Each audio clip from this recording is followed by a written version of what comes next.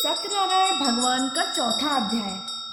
सूत जी बोले, वैश्य ने मंगलाचार कर अपनी यात्रा आरंभ की और अपने नगर की ओर चल दिए।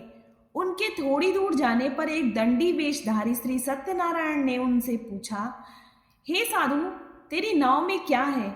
अभिवाड़ी वाड़िक हंसता हुआ बोला, हे दंडी, आप क्यों पूछते हो? क्या धन लेने की इच्छा है? मेरी नाव में तो बेल व पत्ते भरे हुए हैं। वैश्य के कठोर वचन सुन भगवान बोले, तुम्हारा वचन सत्य हो। दंडी ऐसे वचन कहे वहां से दूर चले गए। कुछ दूर जाकर समुद्र के किनारे बैठ गए। दंडी के जाने के बाद साधु वैश्य ने नित्य क्रिया के पश्चात नाव को ऊंची उठते देखकर अचंभा माना और नाव में बेल पत्ते आदि देख वह मूर्छित हो जमीन पर गिर गया। मूर्छा खुलने पर वह अत्यंत शोक में डूब गया। तब उसका दामाद बोला कि आप शोक ना मनाएं, यह दंडी का शाप है, इसीलिए हमें उनकी शरण में जाना चाहिए, तभी हमारी मनोकामनाएं पूरी होंगी। दामाद की बात सुनकर वह दंडी के पास पहुंचा और अत्यंत भक्ति भाव नमस्कार कर बोला, मैंने आपसे जो असत्य वचन कहे थे उनके लिए मुझे क्षमा दें। ऐसा कहकर महान शोकातुर होकर रोने लगा। तब दंडी भगवान बोले, हे वाणी पुत्र, मेरी आज्ञा से बार बार तुम्हें दुख प्राप्त हुआ है, तू मेरी पूजा से विमुख हुआ।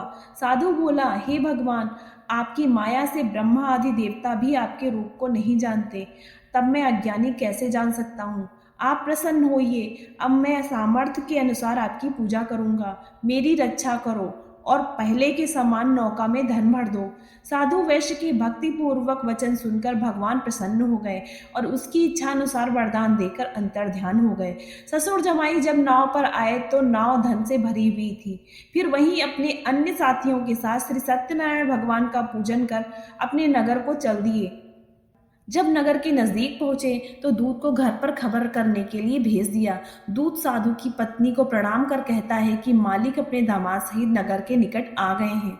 दूत की बात सुनकर साधु की पत्नी लीलावती ने बड़े हर्ष के साथ श्री सत्यनारायण भगवान का पूजन कर अपनी पुत्री कलावती से कहा, मैं अपने पति के दर्शन को जाती हूँ, तू कार्य पूर्ण कर शीघ्र आ जाना। माता के ऐसे वचन सुन कलावती जल्दी में प्रसाद छोड़ अपने पति के पास चली गई। प्रसाद की अवज्ञा के कारण श्री सत्यनारायण भगवान रुष्ट हो गए और नाव सहित उसके पति को पानी में डुबो दिया। कलावती अपने पति को वहां ना पाकर रोती हुई जमीन पर गिर गई। नौका को डूबा हुआ देख वह कन्या को रोता देख साधु दुखी होकर बोला, हे प्रभु, मुझसे तथा मेरे परिवार से जो भूल हुई उसे क्षमा करें। साधु के दीन वचन सुनकर श्री सत्यनारायण भगवान प्रसन्न हो गए और आकाशवाणी हुई कि हे साधु, तेरी कन्या मेरे प्रसाद को छोड़कर आई है, इसीलिए उसका पति अदृश्य हो गया है। यदि वह घर जाकर प्रसाद खाकर लौटती है तो इसे इसका पति अवश्य मिलेगा। ऐसी आकाशवाणी सुन कलावती घर पहुंचकर प्रसाद खाती है और फिर आकर अपने पति के दर्शन करती है। उसके बाद साधु अपने बंधु बांधुओं सहित श्री सत्यनारायण भगवान का विधि विधान से पूजन करता है। इस लोक का सुख भोग व अंत में स्वर्ग जाता है। श्री सत्यनारायण भगवान का चौथा अध्याय समाप्त हुआ। श्रीमन नारायण नारायण नारायण, भजमन नारायण नारायण नारायण। श्री सत्यनारायण भगवान की जय।